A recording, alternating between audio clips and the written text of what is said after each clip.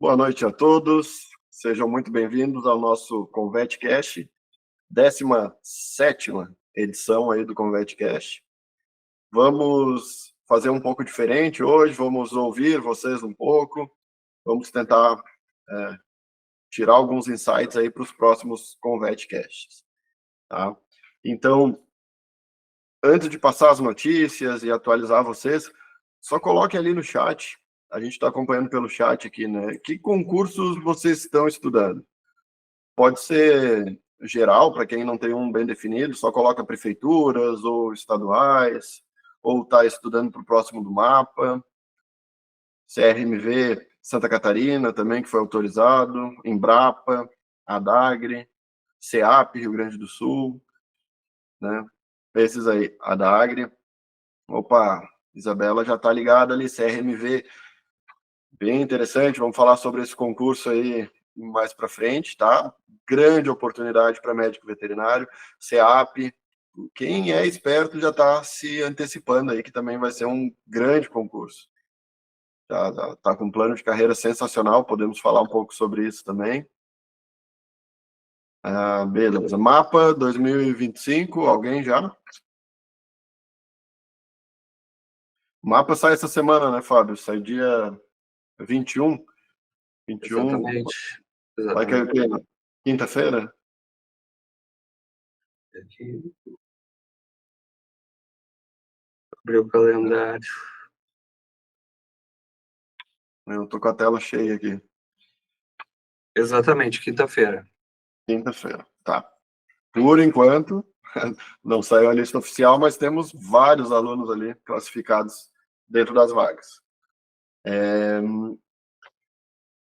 Vamos ver o seguinte, pessoal. Horário para vocês. O que vocês estão achando desse horário aí do ConvetCast? 20h30. Cedo, tarde? Porque deu uma diminuída boa na audiência, né? Só que antes era às 5 da manhã.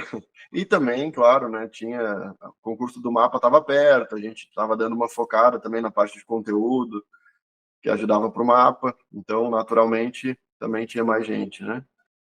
Mais 20h30. Provavelmente quem está aqui assistindo tá bom, né? Senão, tinha que perguntar no grupo isso. Mas vamos tentar ver essa questão do horário aí, tá? E tá tarde, né? É que assim, tem gente que, principalmente aí as mulheres com filhos, têm pedido para a gente fazer os eventos um pouquinho mais tarde, porque dá tempo de colocar para dormir a criança, né? Se organizar em casa para depois conseguir assistir. Mas não tem como agradar 100%, a gente tem que ver mais ou menos o que fica melhor para a maioria e fazer, né? Realmente, 8h30 às vezes fica um pouco tarde também. Principalmente para quem acorda cedo para estudar, tá? Mapa, se tem mapa, porque tem aluno perguntando, né? Viram a notícia que a gente publicou que o MGI já está conversando com os órgãos para ver quem que quer participar do CNU, Concurso Nacional Unificado, para 2025. E, obviamente, o mapa quer participar. Ah, Saulo, por que obviamente? É óbvio porque a quantidade de vagas que teve para veterinário, vocês sabem que não tapou nem as aposentadorias. E quem viu aí no nosso blog, o concurso de remoção,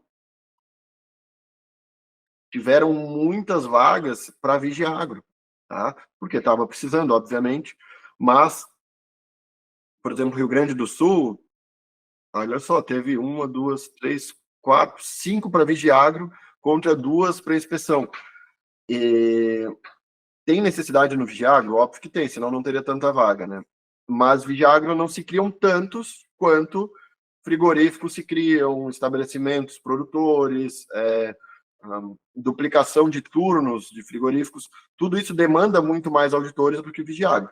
Claro que sim, tem algumas novas fronteiras, divisas que estão sendo instauradas e estão necessitando de veterinário. Tem uma que é bem importante, inclusive, que é uma rota transpacífica e tal, e que não tem veterinário ainda lá. Não, nem reparei se aqui já tinha uma previsão de chamar, mas é uma demanda grande.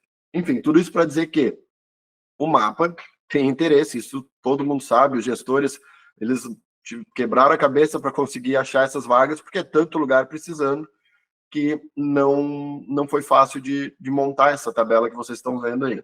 tá? Mas qual que é o ponto? Tendo mapa, e agora? Será que vai ser igual ao concurso que teve esse ano? Será que vão ser as mesmas matérias? A gente tem quase certeza que não vai ser igual. Por quê? Principal motivo, as matérias que caíram eram multidisciplinares de acordo com as vagas, né, com as formações do bloco. Só que o próximo concurso provavelmente não vão ser as mesmas formações, não vão ser nem os mesmos órgãos que vão fazer concurso. Tem órgão que demora muito mais tempo para conseguir um concurso. E o mapa costuma ter com uma frequência um pouco maior. Tá? Então, além de ter essa nova conformação, tem uma questão bem importante. A pressão, né, não só de veterinários e do conselho de veterinária, mas a pressão de vários conselhos, de várias formações, de várias profissões que não foram contempladas com questões foi muito grande. E essa pressão pode ser que toque aí a consciência e o coração do Ministério da Gestão e Inovação e eles passem a fazer a prova específica por formação. A prova geral provavelmente vai continuar, é uma tendência, não foi também do dia para a noite que selecionaram aquelas matérias, né? O Convet estava monitorando aí, né? E o Fábio foi muito assertivo e já vê o que eram as tendências antes, o que o próprio pessoal do MGI dava a entender que iria cair, né? Enfim, foi feito todo um estudo e a gente conseguiu antecipar bastante conteúdo que caiu na parte geral e isso provavelmente veio para ficar, não vai mudar, pelo menos nesse governo, é uma tendência que fique.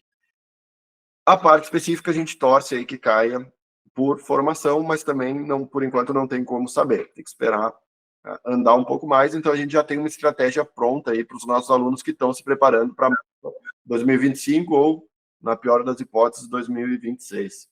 Tá? Mapa, pessoal, era isso, tá?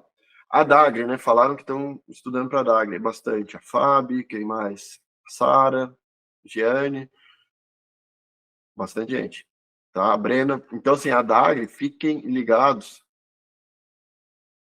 porque estamos agora, né, em reta final, praticamente sprint final. O sprint final é mais o último mês, mas como vai ter ali fim de ano e tudo, já estamos em ritmo de sprint final. O que isso significa, para quem está no Convet há menos tempo? Significa que a nossa metodologia entrega para vocês um volume grande de conteúdo, muita apostila, muita coisa, mas vocês têm que ler, têm que seguir, terminar a apostila para começar a fazer questões, que é fundamental hoje em dia fazer questões para passar em concurso. Tá? Não pode ficar pedalando, patinando muito nas apostilas, tem que avançar, porque não vão decorar nada com a primeira leitura. Só uma máquina para conseguir ler uma vez uma apostila, considerando que são 10 apostilas, até mais às vezes. Então, numa passada não vão decorar. Então, tem que ter sangue frio para avançar, para depois revisar e fazer questões sobre a apostila. Tem que fazer isso, ok? Então, até há pouco tempo, era a principal função de vocês. Agora, vocês ainda têm aí as revisões ao vivo numa intensidade maior, né, para dar uma polida, para conseguir tirar dúvida, discutir, avaliar, ver como que a banca cobra. Tem muitas questões da banca que foram liberadas na plataforma, decorem aquelas questões para entender o mecanismo. Repetir questões ao pé da letra, extremamente raro, mas alguns assuntos vocês podem notar que a banca gosta mais, que a forma de cobrar é de mais de tal jeito, né? Ah, posso apostar todas as minhas fichas nisso? Não, não é isso que a gente está falando, mas isso complementa o estudo de vocês. E muitas vezes a gente se deparou com provas com estilos bem parecidos do que as versões anteriores. Tá? Então, a partir de agora, é sprint final. O que significa? Rede social. Quem está estudando aqui para a Dagre e ainda tem Instagram, pode se acusar aí, vamos ver. Tem bastante gente para a Dagre.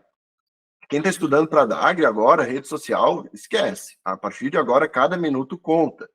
Tá? Ó, cada minuto. Ah, mas eu sigo pessoas que me motivam e tal. Bom, se é um Instagram fake, que não tem amigo, que não tem teus colegas viajando, teus colegas de férias, porque vai começar assim, pessoal na praia, pessoal tomando cerveja, fazendo churrasco, tudo que tira o foco de vocês, que faz, né, dá uma falsa impressão de que eles estão bem e tu tá mal. Esqueçam isso, pessoal, esqueçam isso. Vocês vão tomar champanhe na França e eles vão continuar tomando cervejinha lá na prainha deles. Então, fiquem tranquilos, são fases. A gente abre mão de várias coisas agora para depois ter uma tranquilidade para o resto da vida, tá? O Giovana mandou bem ali, nem tem mais rede social. Pessoal, realmente, agora é sério. Natal é uma noite, Réveillon é uma noite. Não vão estender assim a uma semana com a família, passeando, enfim, tá? Porque concursos bons, como a Dagri, tem que aproveitar. São muitas vagas, uma remuneração muito boa. Se tu ficar bem colocado, tu pode ficar numa cidade sensacional. Então, vale a pena se esforçar agora, né, abdicar de algumas coisas, porque é muito conteúdo, vocês sabem disso. E para ajudar vocês, estamos fazendo revisões também de pontos bem estratégicos. Por exemplo, aqui já foi, né? Não, amanhã tem programas sanitários, que é um geralzão. Depois, granja de reprodutores de suíno certificada, N17, vai ter depois de amanhã. Legislação específica da Agri, isso aqui é muito importante que vocês assistam. Todas são, mas, assim, às vezes a semana está cheia, só tem de noite para estudar. Tem gente que não terminou a apostila, por exemplo, então foco na apostila. E depois bota na revisão 2 vezes mais rápido e faz parte, tá? Mas quem está mais avançado e tal, está fazendo simulados em dia, então é importante assistir isso aqui para tirar dúvida, para discutir. ConvertCast, na semana que vem. Vamos ver um assunto, depois a gente conversa sobre isso. Um assunto aí que ajude vocês também, principalmente para a Dagri, que está chegando perto, tá? Toxoplasmose cai com frequência, especialmente concursos de prefeituras. Depois tem legislação a Dagri de novo, doenças infecciosas. Tá? Isso aqui foi enviado no grupo. Quem não tem, pode pedir que a gente encaminha novamente. Fiquem ligados. Vai ajudar bastante vocês, porque já é um direcionamento. Então, repito, questões da banca. Liberamos várias já na plataforma, várias. Decorem aquelas questões. Leiam um comentário. Comentário ele complementa o estudo de vocês. E estamos liberando as questões das apostilas de normas específicas. Fundamental, é um grande diferencial que a gente tem. É difícil achar isso aí no mercado. E a gente faz questões de certo e errado para que vocês não fiquem se escorando em outras alternativas, chutando e tal. Não, a gente quer que vocês saibam ou não saibam. Marcar. Certo, errado ou não sei. E depois leiam um comentário. Mesmo se eu errar, Saulo, sim, mesmo se tu errar, tem que ler o comentário. Por quê? Porque às vezes tu acerta achando que é por causa de uma coisa e não é. Então lê o comentário. E às vezes, né, o comentário ele vai complementar o que tu sabe superficialmente, vai aprofundar. Então façam isso. Simulados e questões na plataforma vocês precisam fazer. Depois das provas, os aprovados costumam falar isso para nós. Ah, eu fiz a prova, tinham várias questões no simulado. Eu fiz a prova, tinha vários pontos que vocês fizeram várias questões na plataforma de vocês. Então, não desperdicem essa ferramenta, essas duas ferramentas aí, e agora foquem nisso, ok? Importante. Tem gente que está com menos tempo, já terminou as apostilas, pode focar praticamente em questões simulados. Ah, por quê? Eu não diria isso se a gente deixasse temas descobertos. Não é isso. A gente cobre praticamente tudo que tem no material de vocês na forma de questões, só que com detalhe. Questões de tópicos importantes, recorrentes, a gente aumenta o número de questões daquele tópico. Isso faz com que vocês cheguem na prova, né? Se cair esses tópicos mais comuns, vocês acertam. Se cair um tópico mais incomum, vocês também têm chance de acertar, porque vocês viram isso. Então, questões agora não é brincadeira, tá, pessoal? Eu repito, porque tem aluno que está há 3 meses com a gente e que não começou a fazer questões ainda, que não começou a fazer simulados ainda. 3 meses já tá, acende o teu alerta aí, porque 3 meses já é para estar fazendo questões, lançando um aplicativo, fazendo simulados. Aí eu fui dar um feedback esses dias, não tinha questões lançadas ainda, 3 meses de converte, alguma coisa está errada. Tá? Ah, Saulo, mas é que é muita apostila. A gente sabe que é muita apostila, mas são fases. Tu tem fase que tu tem que fazer uma leitura superficial na apostila, se for necessário. Porque depois tem o resumo esquematizado, tem as tuas marcações para revisar e vão ter questões. Então, tu vai bater nas teclas várias vezes. Tá? Dito isso, né, não sei se o Fábio quer complementar, porque é ele que recebe a maioria dos feedbacks em relação aos simulados, né? Mas é isso, né, Fábio? Cara, é difícil um aprovado que não fale para nós que as questões e os simulados ajudaram, tá? Assim, videoaula, hoje, está perto da prova. A gente só recomenda para quem tem muita dificuldade num ponto específico. Porque Na aula a gente entende, sozinho a gente aprende, ok? Agora é revisão, apostila com as marcações, resumos esquematizados, questões e simulados, ok? É bem isso. Também outros comentários a respeito da sensação que os alunos têm, principalmente nessa época agora, que é sempre a sensação que não sabe nada. É muito comum agora, começa os alunos a chegar para nós e fazer o seguinte comentário: nossa, a prova está tão perto e parece que eu não sei nada, eu estudo e não sei nada. Pessoal, é comum entre os aprovados ter essa sensação, porque quanto mais a gente estuda, mais a gente percebe que tudo é muito amplo, muito detalhe. Quem estuda pouco, às vezes a gente percebe o pessoal passou longe de ser aprovado. Eles falam assim: bah, a prova estava fácil, se eu tivesse estudado um pouquinho mais tinha passado. E a gente sabe que não é bem assim, porque muitas vezes a gente percebe que aquela última questão faz toda a diferença. Entre o último que entrou e o primeiro do cadastro de reserva, sempre é uma questão de diferença. Às vezes nem chega a ser uma questão, é um ponto devido aos valores, aos pesos diferentes das questões. Então, é no detalhe. Mas isso serve para incentivar vocês.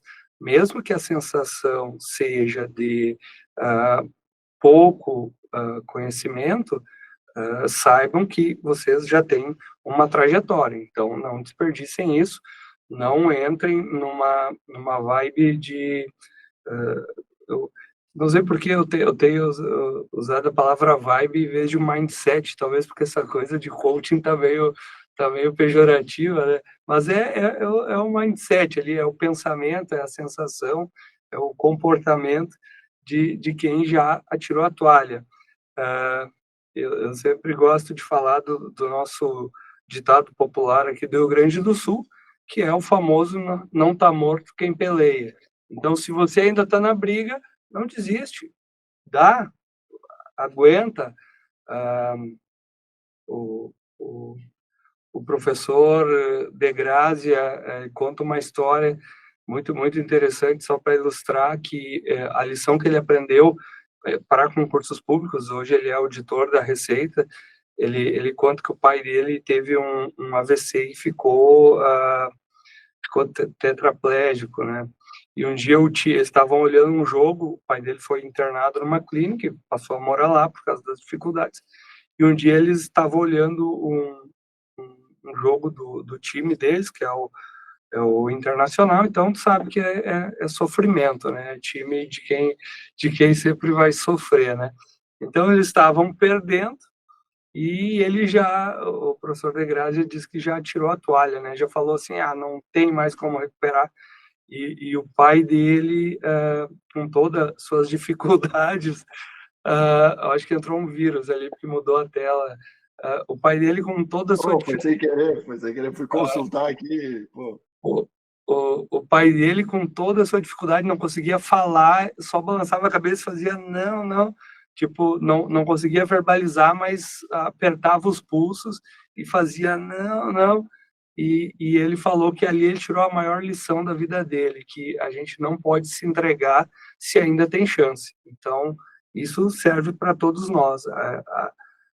Tá na reta final, é um momento que às vezes cansa, mas ergam a cabeça, vão até o final. Os que já foram aprovados não se arrependem, pessoal, não se arrependem do que passaram.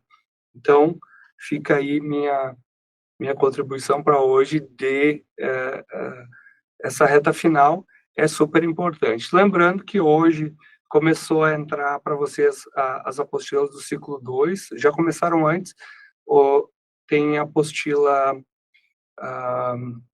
se a memória me ajudar, então tem a Informática 4 para a DAGRE, que entra toda a parte de LibreOffice, ela está redondinha, pessoal. LibreOffice é um mundo diferente. Então, assim, por que ele entrou agora? Para usar a memória de curto prazo. LibreOffice é o tipo de conteúdo que cai a cada, sei lá, cada ano em um concurso, assim, não é que nem Excel, Word, que a gente está acostumado. É muito parecido, mas tem as suas peculiaridades. Eu deixei o material redondinho, deem uma olhada na apostila. Eu quero fazer uma revisão com vocês só sobre fórmulas do Calc. Então, as fórmulas do Calc a gente vai fazer uma revisão, porque é o que mais cai. Mas está na apostila o que vocês precisam saber. Então, eu fiz o levantamento, e o que mais cai, principalmente na banca IDECAM. Então, para a DAGRE vai estar bem redondinho, vocês vão acertar as questões. O peso, ele é muito baixo comparado com outras disciplinas, né, para informática, para a quantidade de conteúdo. Então, tem que ter um balanço aí de viabilidade. Então, tudo é estratégia, né? Então, vamos achar outra palavra, não vamos usar essa, né? Tudo é planejamento organizado para um objetivo, né? Então, é isso que vocês precisam. E mais 2 apostilas de legislação para a DAGRE, por quê? Porque são legislações que eu deixei para esse segundo ciclo, que elas precisavam das primeiras. Então, por exemplo, é difícil ter uma IN falando sobre vacinação para aftosa se vocês não leram um programa da aftosa antes, para entender quando se vacina, por que se vacina, em quais estados se vacina. Ou uma norma sobre uma IN sobre brucelose que vem depois da IN 10, que vocês não entendem os conceitos de habilitado, credenciado. Então, só para citar exemplos. Então, tem normas que vocês precisam ter uma base, primeiro, de conceitos que estão nas normas de hierarquia maior, como lei e decreto. Então, chega lá, tem uma portaria, uma IN, que exige aí um conhecimento prévio. Essas estão entrando agora, e aquelas que não são importantes. Pessoal, tem muita norma que no edital eles despejam ali uma lista que está no site, e tem norma que chega a ser irrisória, tá? Tem norma ali que coloquei por desencargo de consciência. Vocês vão passar o olho uma vez e depois não vão retornar nela para revisão, porque decorar nome científico de abelha não é o que cai, tá? Então, assim, coisa muito, muito específica, tá no edital, mas não cai. Então, tá ali para vocês entender o contexto, isso sim é importante. Então, fazendo as questões, vocês vão entender melhor o que eu estou falando. Então, entram mais essas 3 apostilas e a gente mata todo o edital. Então, faltando aí 2 meses, né, que falta para a prova, a gente mata todo o edital. Agora, claro, bem mais tranquilo, quem já encerrou todas as apostilas, pô, tá benzão, agora é só manter o ritmo que vai ser aprovado, sem sombra de dúvidas. Mas agora apontar as arestas, né? Então, importante esse feedback de vocês, como o Saulo falou, tanto o horário e outras coisas que vocês acham interessante, mas também conteúdos. Semana passada falaram da lei de acesso à informação, que algumas pessoas queriam revisão e tal. Então, nós vamos ter a revisão da lei de acesso à informação, mas já trago hoje o ponto principal. Eu tenho catalogado 2.877, vocês não enxergam porque eu estou olhando aqui para uma tela, tá? 2.877 questões da lei de acesso à informação. Do artigo 1 até o artigo 20, tem quase 60% das questões. Então, e se eu pegar do artigo 1 ao 7, tem 50% dessas 2.877. Então, existe uma concentração. E por quê? Porque lá no final trata mais, vamos dizer assim, de processos, coisas mais administrativas, mais peculiares. É muito comum isso acontecer nas legislações, ter artigos que são conceituais e caem mais. Onde a gente vê isso? No RISPOA. Então, para a gente achar uma questão de prova, uma questão de concurso lá das penalidades do RESPOA, ou é aquele concurso de prefeitura sem noção, que uma pessoa que não entende nada de inspeção, ela vai lá e pega um artigo aleatório, pode cair, já aconteceu, uma vez na vida eu vi isso, então o concurso de prefeitura cobrou uma penalidade do RESPOA que não se aplica a prefeitura nenhuma, só ao mapa. E no próprio mapa pode cair, apesar do que não é comum, né? O concurso de 2017, se eu não me engano, não caiu, né? E era um concurso, caiu alguma coisa de multa e penalidade? Não caiu, né? Não é comum, porque é uma coisa muito peculiar, muito administrativa, não é conceitual, é difícil fazer uma questão sobre isso e não ser anulada, porque pode ter um monte de vieses ali. Então, quando a gente vê lá os artigos que tratam, eles fazem muita referência. Então, assim, nas penalidades do artigo X, daí é multa, pode ser advertência, outro é. Só que daí ele fica referenciando, para quem vai fazer questão, para o examinador, isso é um saco, porque ele precisa ficar indo e voltando na norma, ele já pega aqueles artigos que estão mais prontos, assim. Então, a gente percebe que tem essa tendência. Então, eu vou falar aqui um pouquinho, bem rápido, para não substituir a revisão que faremos, mas aqui dos principais pontos que a gente precisa saber dessa lei para a prova da DAGRE. Então, vou aumentar aqui minha tela. Saulo, consegue fixar aí minha tela? Ela já está fixada. Está fixada? Para mim não está. Está grande aí. Pessoal, minha tela está grande aí para vocês. Conseguem ler os slides?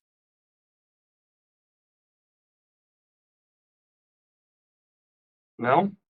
Alguns sim, outras não.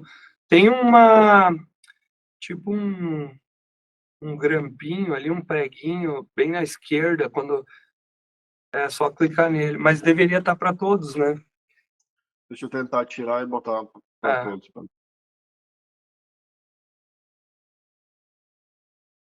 A Daiane é a apresentadora. Talvez só ela consiga. Deixa eu ver se ela está por aí.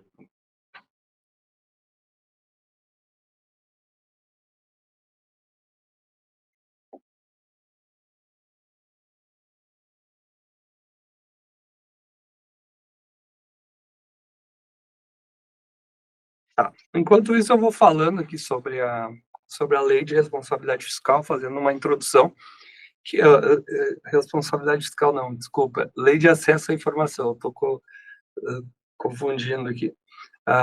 Mas vamos lá.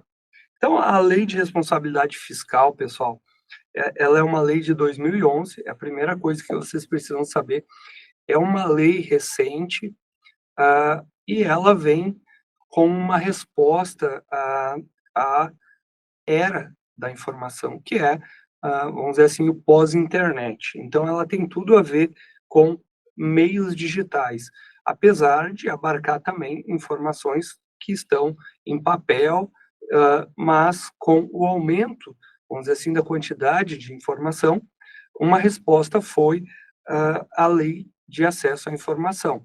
Então, a gente começa a ter acesso mais fácil a informações, mas a gente precisa que alguém nos alcance, que alguém nos forneça essa informação. Então, entenda, quando eu falo que ela tem a ver com a internet, com o aumento das informações agrupadas, organizadas, não quer dizer que eu vou receber via e-mail, via WhatsApp. Eu posso receber um documento. Então, o que eu estou falando é que aumentou o acesso. Por exemplo, eu moro em uma cidade, mas eu nasci em outra cidade a 200, 300, 1.000 quilômetros. Hoje, eu consigo ir até o cartório da minha cidade e eles emitem uma certidão, uma cópia da certidão de nascimento na mesma hora. Por quê? Porque é tudo interligado, os sistemas de registro. Então, isso facilitou e essa lei vem, vamos dizer assim, como uma organização de acesso a essas informações, ok? Então, essa lei, ela normatiza algo que já vinha da Constituição, mas vejam bem, ainda não tinha regras muito claras. Então, a Constituição, ela vem em 88 e há esse aumento exponencial de informações, principalmente organizadas e distribuídas, então precisava uma forma de ter acesso. Era muito comum na gestão burocrática, quem estudou para o mapa vai lembrar que a gente passou lá da gestão patrimonialista para a burocrática e agora para a gerencial. A administração pública se encontra na forma gerencial.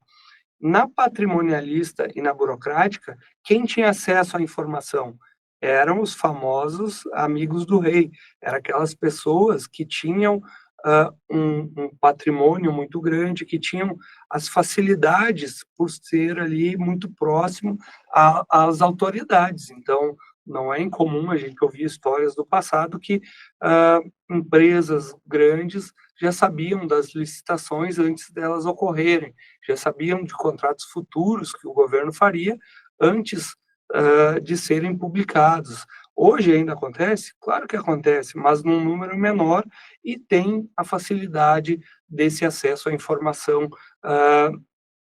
devido ao regulamento dessa lei. Ela traz, então, direitos que já existiam, que estavam na Constituição, mas agora ela deixa eles claros, organizados, como vai ser feito, como vai ser o acesso. Então, quando a gente pega lá no artigo 1 da Lei 12.527, que é a Lei de Acesso à Informação, ele já vai falar que são procedimentos, então é a forma como eu vou ter acesso a informações previstas lá no inciso 23 do artigo 5 da Constituição, no inciso 2, parágrafo 3 do 37 da Constituição, que trata lá da administração pública, e também no artigo 216, parágrafo 2 da Constituição. Então, são 3 pontos da Constituição que nos garantiam acesso à informação, mas a gente não sabia como proceder. Então, a lei, ela traz procedimentos, como eu vou ter acesso, como a administração pública vai me dar esse acesso, como eu peço, como eu recebo.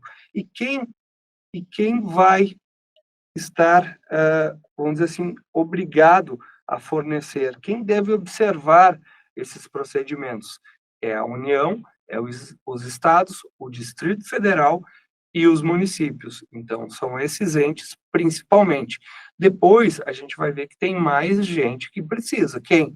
Aquelas entidades que, por mais que sejam privadas, elas não têm fins lucrativos, como uma associação, ou aquelas entidades do terceiro setor, as OCIPs, as fundações, elas que recebam dinheiro público, no que se refere a essa verba, ela também está obrigada às normas da Lei de Acesso à Informação. Então, aos procedimentos, tanto de fornecer como o de não fornecer informações aos cidadãos, ok? Então, quem vai se subordinar são principalmente os entes federados, União, Estados, Distrito Federal e municípios, e algumas entidades que a gente vai ver depois. Os órgãos públicos que integram tanto a administração direta, o executivo, o legislativo, incluindo as cortes, o judiciário, o Ministério Público. Então, todo mundo da administração pública direta está obrigado a cumprir essas regras, se subordina a esse regime. É a mesma coisa. A administração indireta, a autarquia, fundações públicas, as empresas públicas, as sociedades de economia mista e todas aquelas que são controladas, direta ou indiretamente, pelos entes federados, União, Estado, Distrito Federal e municípios. Então, recebeu dinheiro público, automaticamente já dá para dizer que está subordinado a essa norma no que se refere àquele dinheiro público, tá? Não é só porque recebeu dinheiro público, ela tem que dar acesso a todas as suas informações. Imagina, por exemplo, a Petrobras. A Petrobras, ela recebe dinheiro público. Ela ela é uma empresa pública, então ela precisa fornecer as informações obrigatórias por essa lei. Mas tem informações, do ponto de vista estratégico, empresarial, que ela não precisa, porque não faria sentido. Então, seria até prejudicial. E a gente vai ver que existe alguns casos em que não se deve fornecer as informações. Ok? Então, visto isso, já sabemos quem se subordina, da onde foi tirado. Então, só para ilustrar, lá na Constituição, se a gente olhar lá no artigo 5º, que trata dos direitos fundamentais, então, o acesso à informação é um direito fundamental. Todos, olha só, todos têm direito a receber de órgãos públicos informações de seu interesse, particular ou coletivo ou geral, que serão prestadas no prazo da lei, e aí vem a LAI, Lei de Acesso à Informação, sob pena de responsabilidade, ressalvadas aquelas cujo o sigilo seja imprescindível à segurança da sociedade e do Estado. Eu vou marcar isso aqui, ó, porque isso aqui é a parte mais importante dessa lei, pessoal. Imprescindível a segurança da sociedade e do Estado. Isso aqui é o que mais cai, disparado. Então, precisam saber que existem ressalvas. Tem informações que não devem ser prestadas, não é que não podem, não devem. E essas são aquelas cujo o sigilo é imprescindível. Então, imprescindível significa que é, vamos dizer assim, necessário. Então, cuidado com a palavra prescindível, que é o contrário, que é aquela que não é necessária. Então, a segurança da sociedade e do Estado. O que a banca pode tentar fazer? A segurança do cidadão, a segurança dos habitantes de tal lugar. Não, é sociedade e do Estado. Então, são as duas. Pensa nisso aqui de forma literal, tá? Então, a gente está preocupado com a segurança da sociedade e do Estado como única forma de negar o acesso à informação. Acesso de usuários aos registros administrativos, informações de atos de governo, que estão lá no artigo 5 também, o 10 e no 23. Então, isso aqui no artigo 37. O primeiro é do 5 e o último é do 216.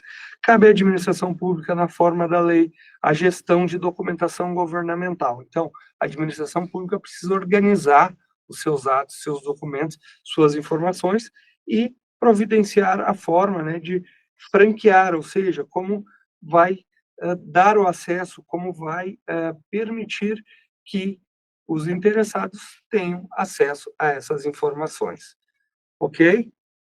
Então, quem precisa respeitar as normas da lei? É a União, Estados, Distrito Federal e municípios, além dos órgãos que estão subordinados, tanto na administração direta quanto indireta, inclusive judiciário, inclusive Ministério Público, e existem exceções, que são aquelas para preservar a segurança da sociedade e do Estado. Além disso, pessoal, além disso, outras coisas importantes. Entidades privadas, como eu já falei, sem fins lucrativos, que recebam, é importante isso, para realizar o interesse público, recursos diretamente do orçamento ou mediante subvenções. Então, recebeu ali uma ajuda do governo, que pode vir direto do Tesouro, do orçamento, está prevista no orçamento público, ou subvenções sociais, ou seja, deixou de pagar imposto.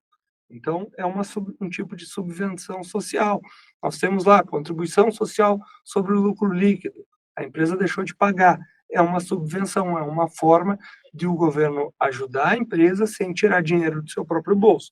Então, convênio, parceria, acordo, ajuste, instrumentos congêneres, ou seja, instrumentos parecidos, que tenham a mesma finalidade. E isso vamos dizer assim, aquelas empresas que, por mais que não são públicas, elas são privadas, mas elas têm uma função pública.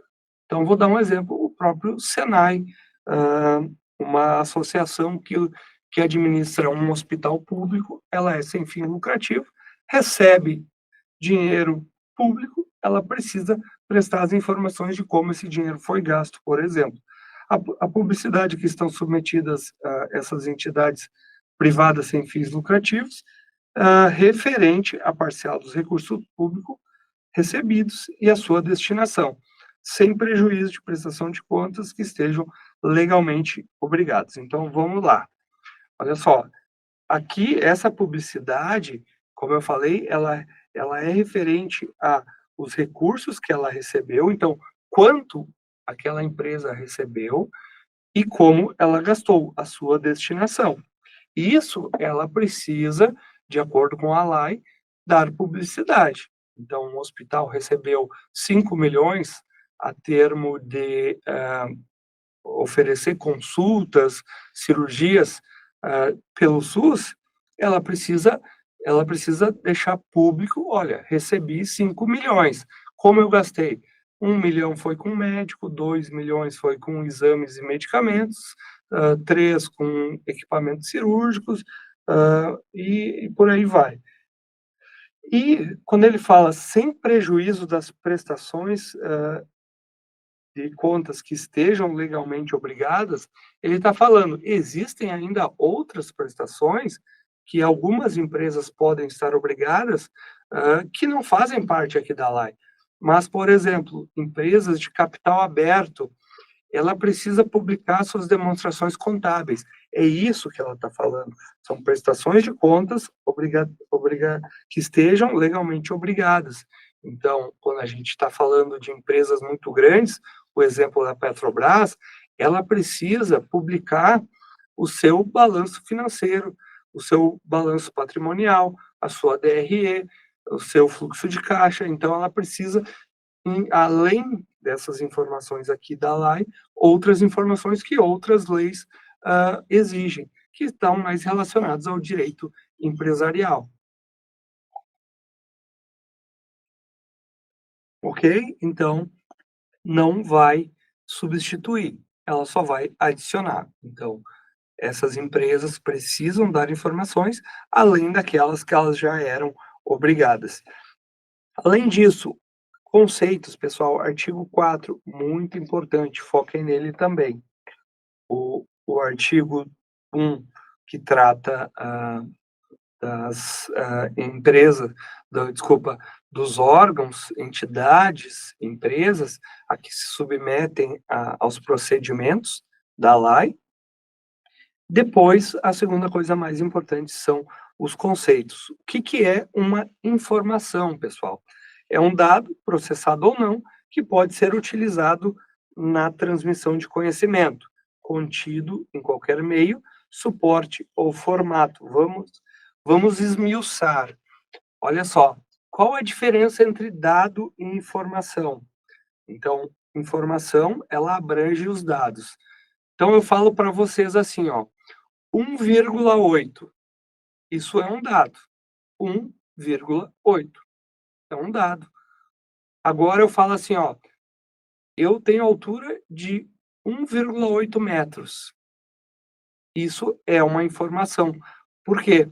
Porque ela tem um contexto, ela tem um conhecimento, então a pessoa precisa entender o que é altura.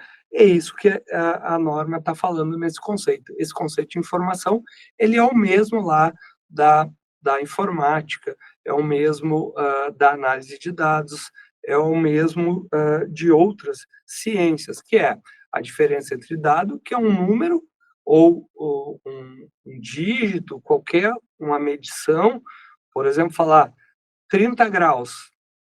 30 graus é um dado.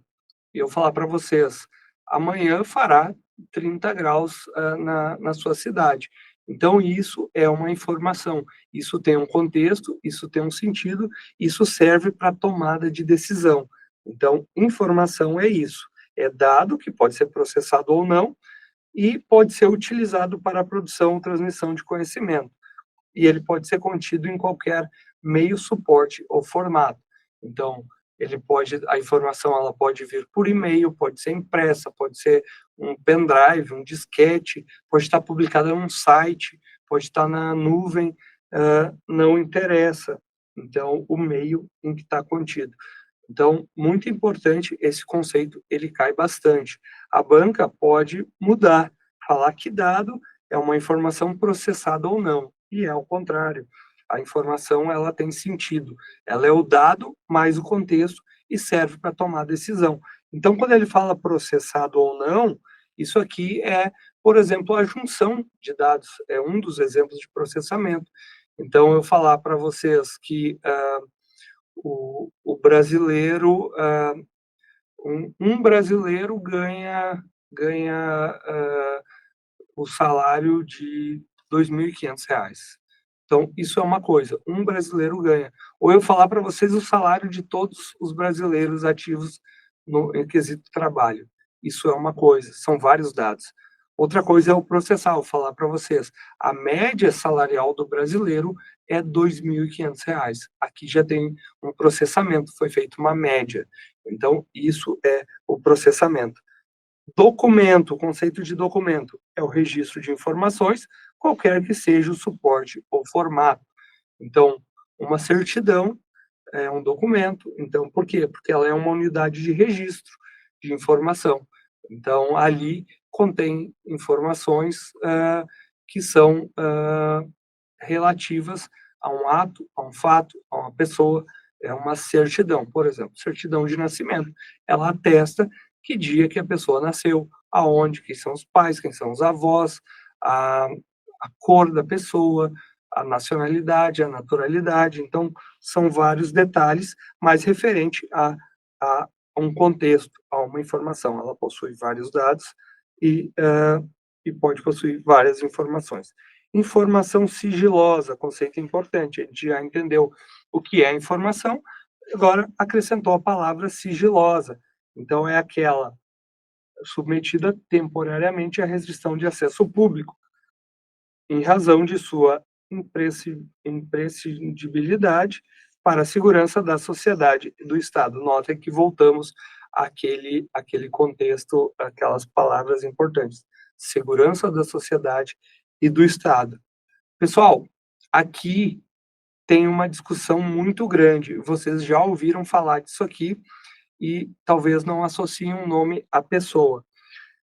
Teoricamente, para uma informação ser sigilosa, ela precisaria ter a imprescindibilidade, ou seja, ter a necessidade de ser importante ou ser essencial à segurança da sociedade e do Estado.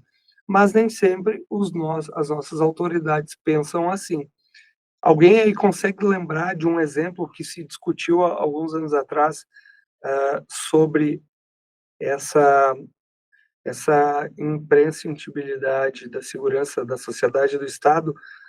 Foi dado sigilo às informações de alguma coisa no governo federal e o judiciário entendeu que não era imprescindível e derrubou esse sigilo.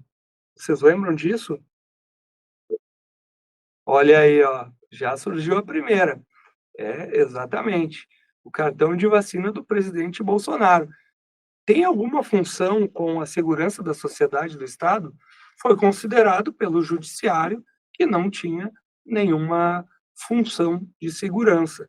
Então, ele era presidente, era vamos dizer assim, um documento que não era sigiloso, devido ao fato de não causar esse problema. Quando ele estava na função de presidente, claro que ele abdica de algumas regras relativas à privacidade, então ele se torna uma pessoa pública. Outra questão, cartões corporativos. Então, e aqui não entra em aspectos políticos, tá? Só lembrando para vocês associar as notícias que tinham na TV, nos sites aí de notícias e tudo mais. Por quê? Porque se eu fosse o examinador, eu usaria isso como exemplo, que é os cartões corporativos, como é gasto o dinheiro lá pelo gabinete do presidente. Então, teve uma celeuma muito grande, porque o Bolsonaro colocou, o ex-presidente Bolsonaro, no seu mandato, ele colocou um sigilo, acho que de 100 anos, né, para os seus cartões corporativos, ou seja, é um cartão que ele tem para os seus gastos e ele não precisa justificar, não precisa fazer licitação, então é para aqueles gastos do dia a dia, então com comida, passagem, tudo mais nesse sentido. Então ele colocou um sigilo de 100 anos. Então também se gerou um estresse grande a respeito disso, mas depois veio o presidente Lula e também colocou um sigilo da mesma forma. Então eu acho que parou um pouco de se falar disso, porque os dois presidentes, os últimos presidentes, colocaram sigilo sobre seus gastos. Então eu usaria numa questão como exemplo. Então, sobre sigilo, para discutir aí a questão do que é imprescindível ou não imprescindível à segurança da sociedade e do Estado. Agora, exemplos do que é mesmo imprescindível, sem entrar em aspectos políticos. Por exemplo, pessoal, imaginem um plano do Exército relacionado com táticas de guerra. Isso é um documento que deve ser sigiloso, porque vamos supor que o Brasil entre em guerra, não é interessante que os seus oponentes conheçam as táticas documentadas do nosso exército, ou aquisição de armas. Então, não é legal que outros países saibam o tipo de arma que o Brasil tem. Claro que alguma coisa sempre vai vazar, algumas coisas não são consideradas importantes, mas em outros aspectos, sim. Então, a gente vê que acontece em outros países, né? Existem algumas discussões sobre hã, qual país tem uma bomba atômica, qual não tem e tudo mais. Só um pouquinho.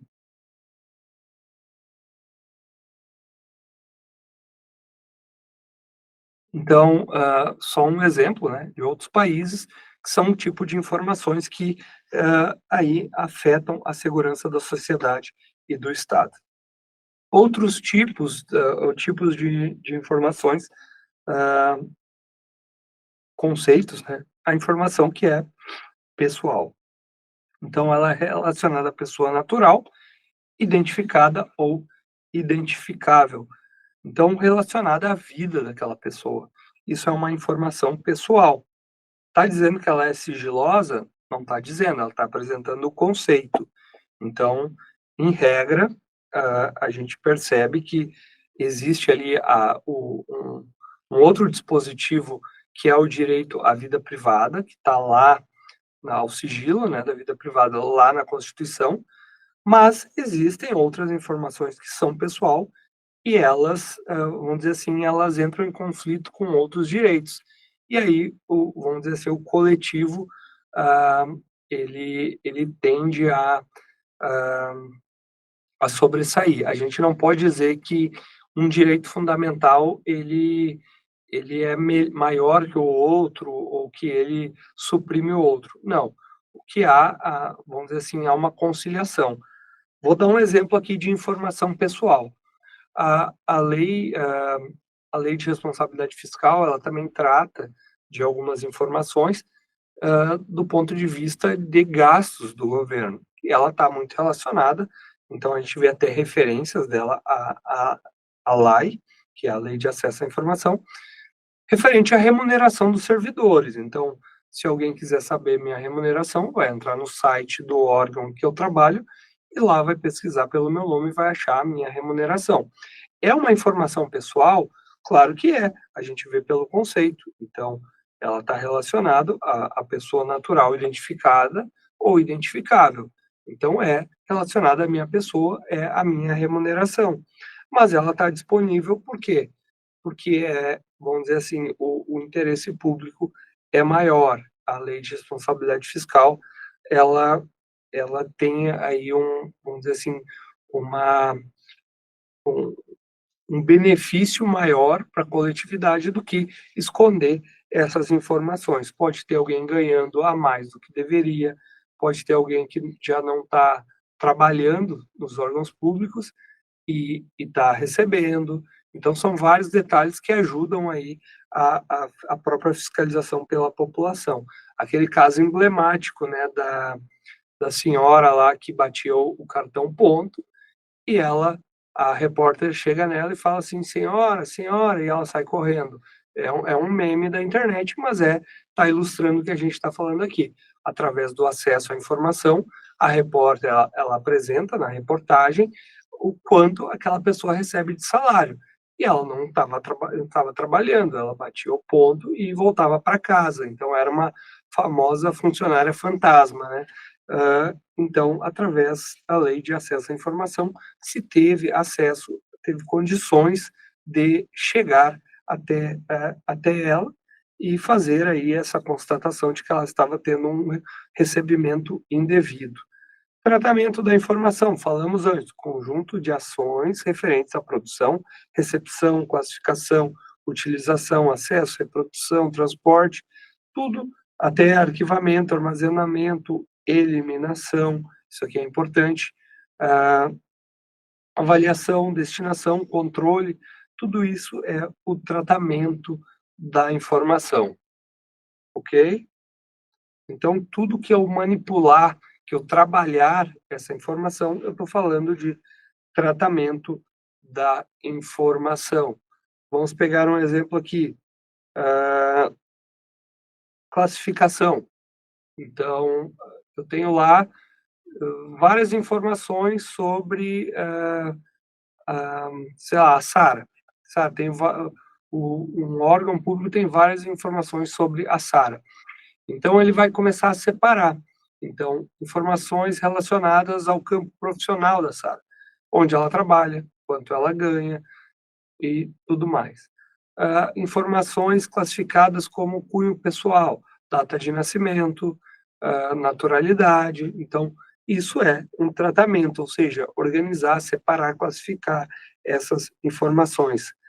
Disponibilidade. Então, são três conceitos, autenticidade, integridade, que são a pirâmide da tecnologia lá, da segurança da informação. Então, disponibilidade, autenticidade e integridade. O que é disponibilidade?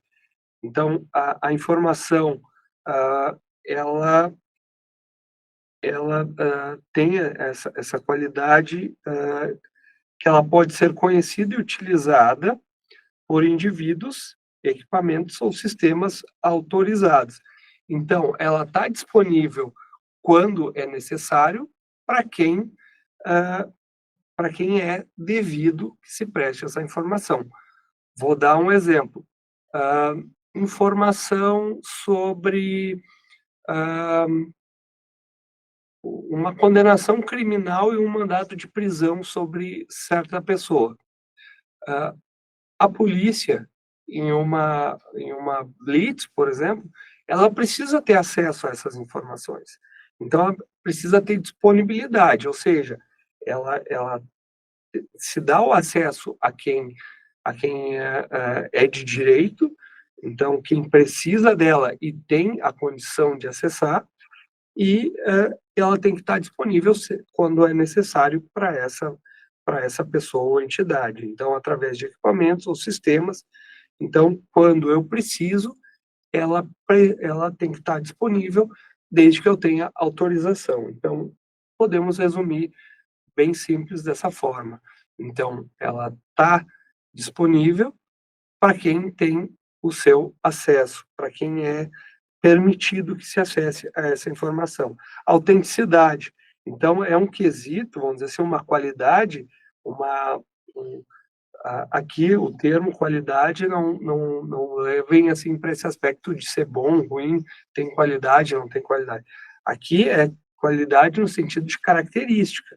Então, é uma informação que é produzida, ela é expedida, recebida ou modificada por determinado indivíduo, equipamento ou sistema. Então, ela é vamos dizer assim, ela é, ah, eu tenho certeza que aquela informação está correta. Se ela foi modificada, eu tenho como aferir que ela é modificada. Então isso é muito importante, uma autenticidade, ela se refere a essa qualidade. Então, a informação que tenha sido produzida, expedida, recebida, modificada por determinado indivíduo ou equipamento, então eu tenho que saber entender essa característica dela. Querem ver um exemplo? E isso, lá no RISPOA fala, tem essas 3 características para os sistemas informatizados de programas de autocontrole. O maior exemplo de autenticidade, desculpa, de autenticidade que eu considero, é o que a Receita utiliza no famoso SPED, no Sistema da Nota Fiscal Eletrônica. Então, olha só, vamos supor aqui, ó, eu tenho um supermercado, aqui tá meu supermercado. Então, um desenho de alta qualidade, aqui eu tenho um supermercado, e uma pessoa vai lá, vem a pessoa e faz compras. Quando ela paga, eu emito uma nota fiscal. Então, eu emito uma nota fiscal que eu vou entregar para essa pessoa. Com base nessa nota fiscal, eu vou pagar meu imposto.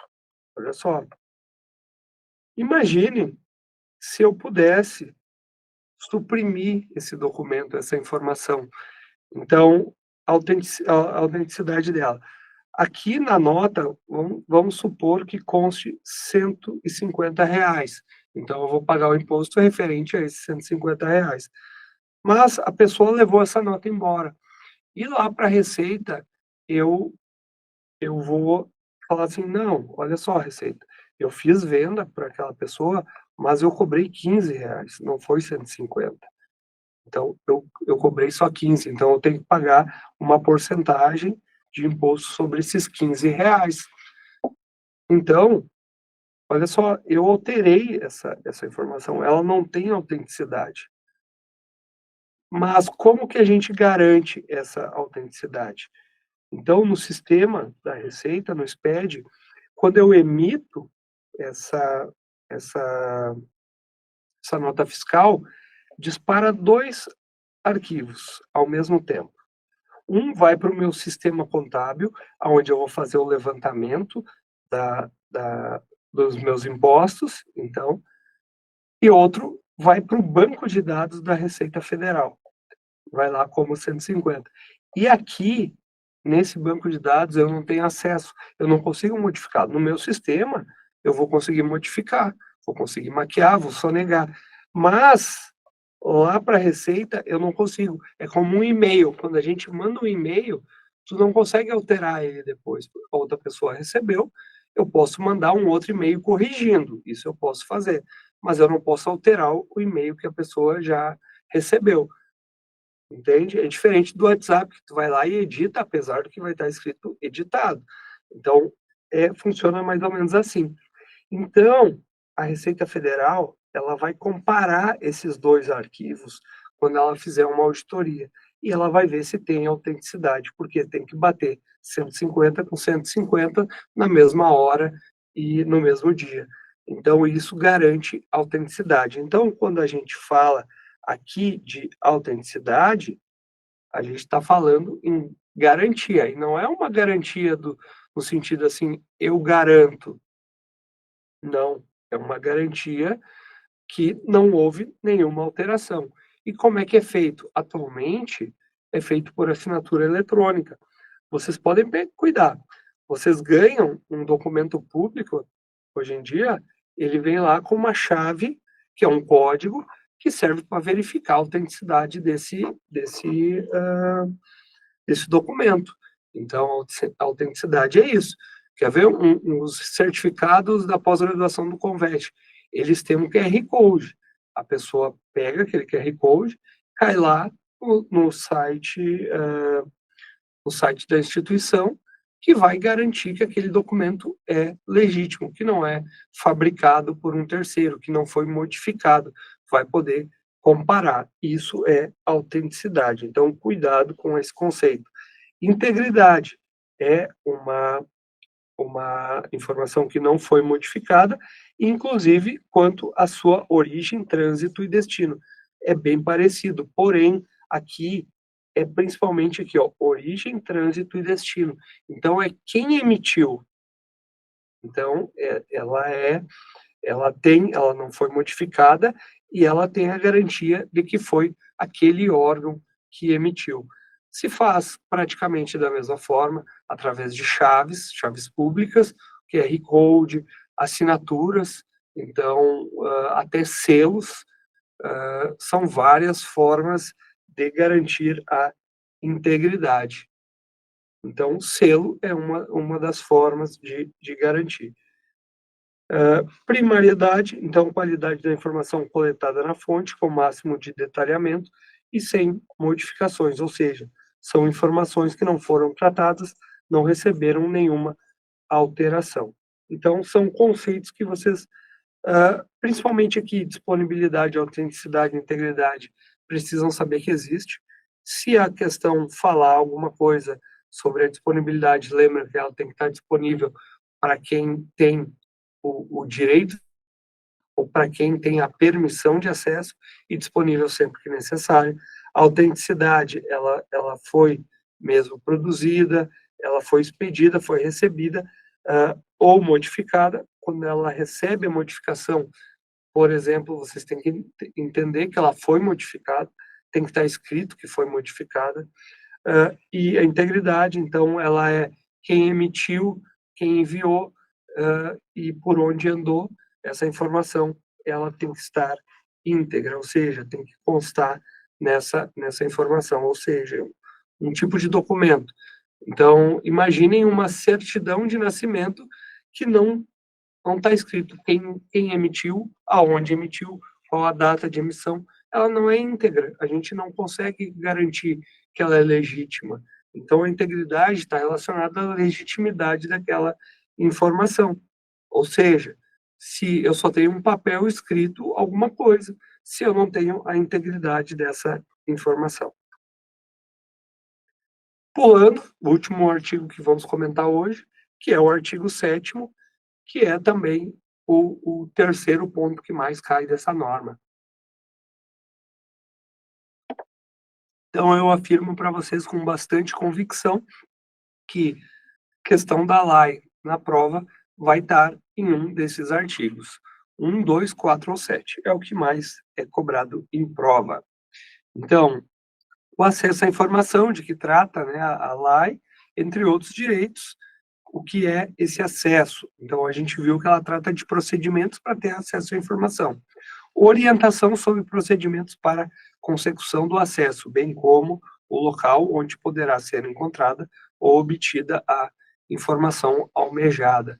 Então, eu tenho o direito de receber a orientação aonde eu consigo a informação que eu quero. Por exemplo, eu preciso emitir uma negativa sobre pendências da escritura da minha casa. Então, aonde eu consigo essa informação?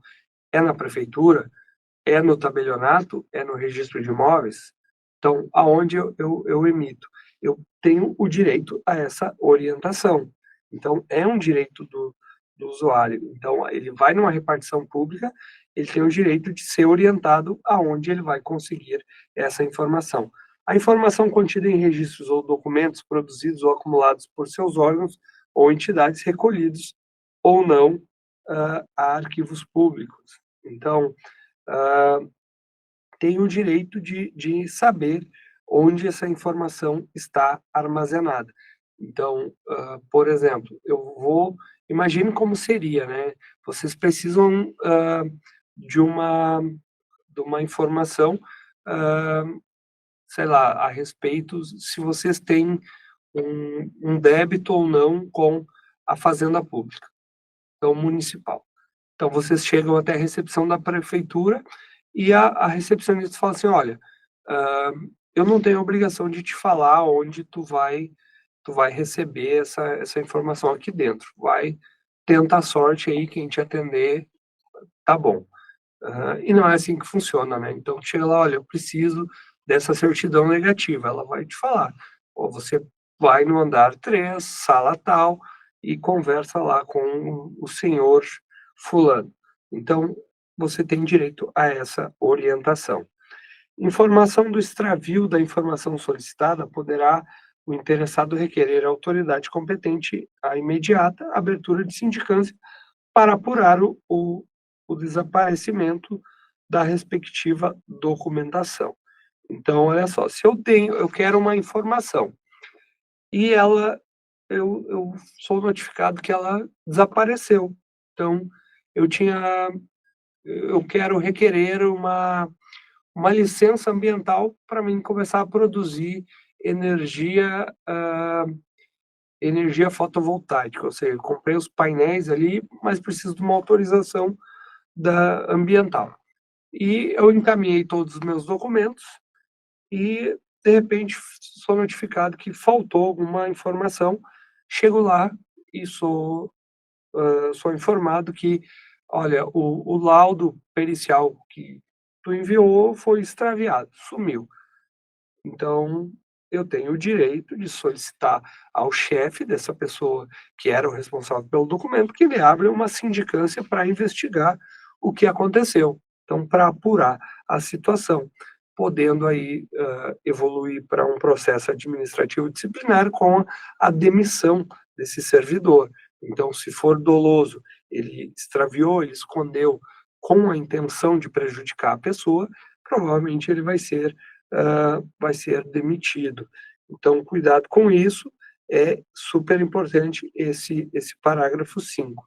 Então, sempre que extraviarem uma informação, um documento que eu tenho interesse, eu posso requerer aí ao competente, à autoridade superior ali, ao imediato, ao famoso chefe da pessoa que era responsável pela informação, para que se apure o que aconteceu, apurar esse desaparecimento.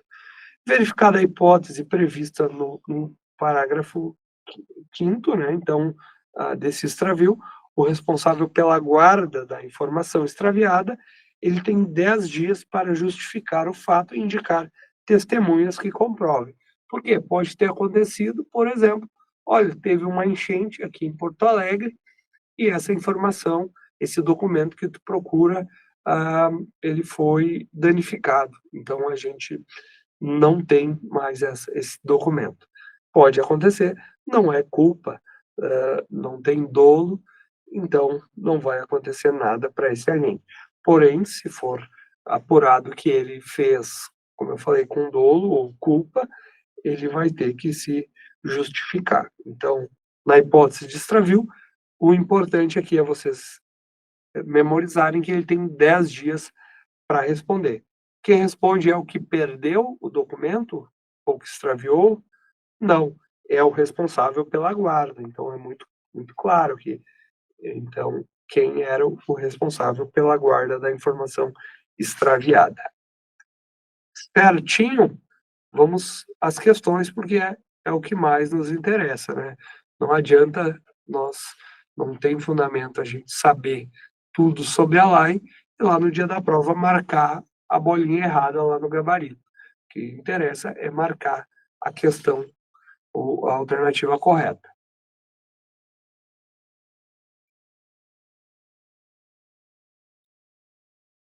Então, algumas coisas bem gerais sobre a LAI, então, que está lá no artigo 5º, né, é um dos que cai. Então, é dever do Estado garantir o direito de acesso à informação. Então, a gente viu que é essa obrigação, né, esse dever. Será franqueado mediante procedimentos e objetivos ágeis. Então, lembrem que a lei estabelece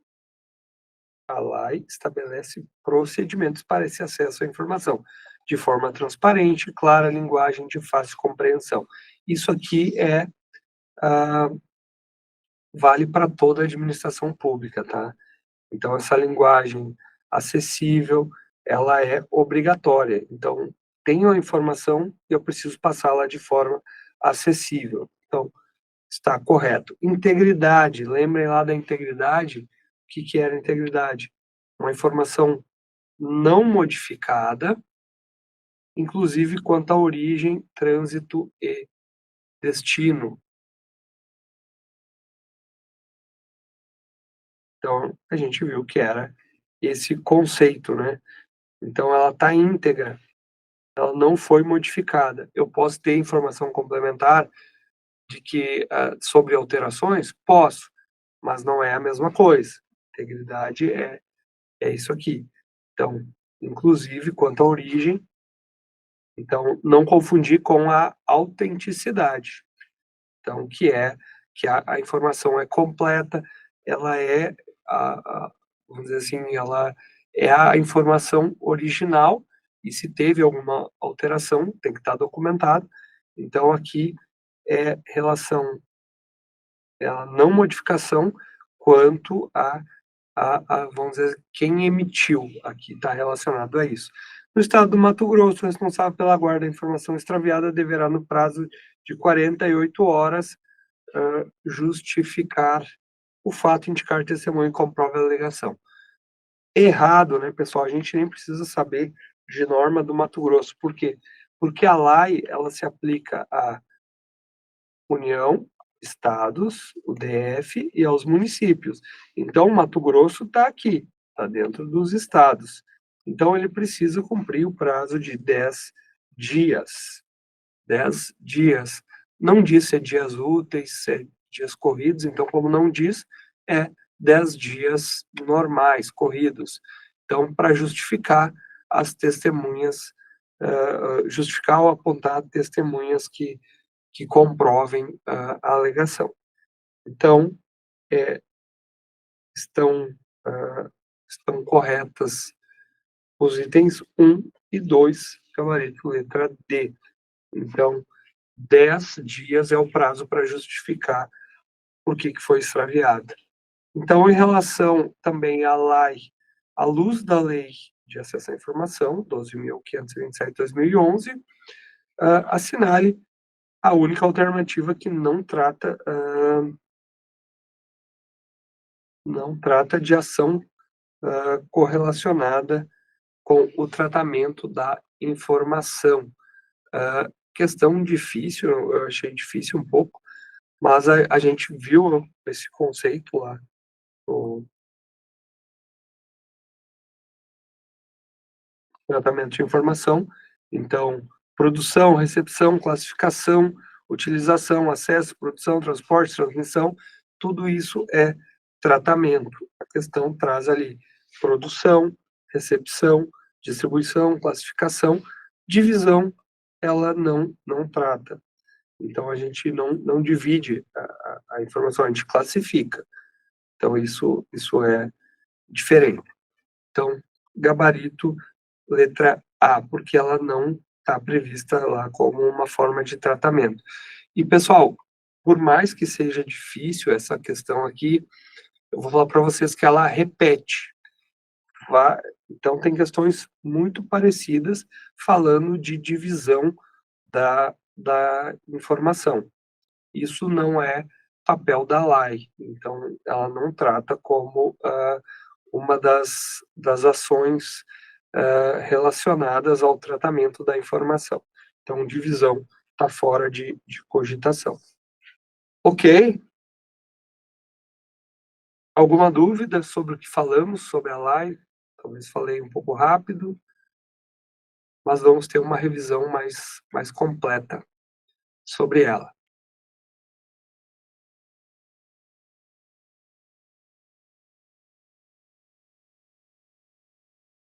É uma lei bem interessante, dá para falar muita coisa. Eu tinha planejado em falar em 20 minutos, eu acho que demorei uns 40 no mínimo.